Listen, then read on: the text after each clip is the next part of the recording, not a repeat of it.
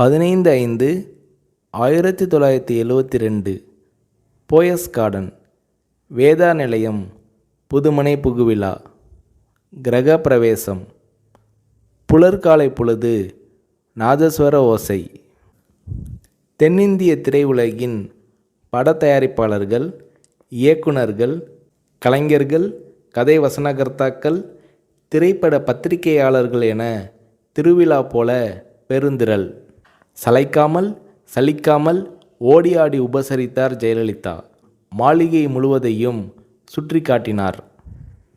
எப்போதுமே பத்திரிகையாளர்களை சகோதரர்கள் போல கருதும் ஜெயலலிதா அன்று ஒவ்வொரு அறைக்கும் அழைத்து சென்றார். இந்த மாளிகையின் ஒவ்வொரு செங்கல் செங்கலாக அணு அணுவாக பார்த்து கட்டியவர் என் அம்மா. இப்போது அவர் இல்லை என்றபோது ஜெயலலிதாவின் இமை ஓரங்களில் கண்ணீர் முத்துக்கள். படிப்பு அறை.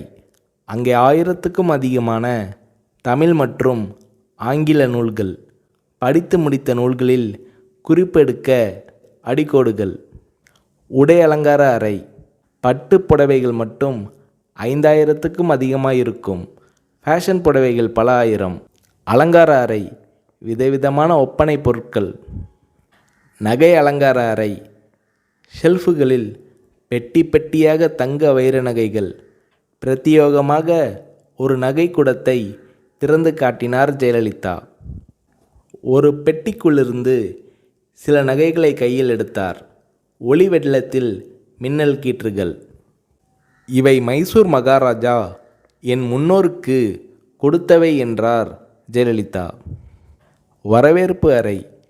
வெற்றி படங்களின் கேடயங்களும் பதக்கங்களும், அப்பா அம்மா படங்களும், ஜெயலலிதாவின் குழந்தை பருவ நடன அரங்கேற்ற படங்களும் வரவேற்பு அறையை ஒட்டினாற்போல் மிதியடிகளுக்கென்றே சிறப்பு அமைப்பு. நூற்றுக்கணக்கான மிதியடிகள். வீட்டுக்கு வேதா நிலையம் என்று பெயர் வைத்திருக்கிறீர்களே என்று இளம் பத்திரிகையாளர் ஒருவர் கேட்டார். அதற்கு ஜெயலலிதா அவர்கள், அம்மா சந்தியாவுக்கு அவங்க அம்மா அப்பா வைத்த பெயர் வேதா என்றார் ஜெயலலிதா. சந்தியா என்பது சினிமாவில் நடிக்க தொடங்கிய போது சூட்டிக்கொண்ட பெயர் என்றார் ஜெயலலிதா.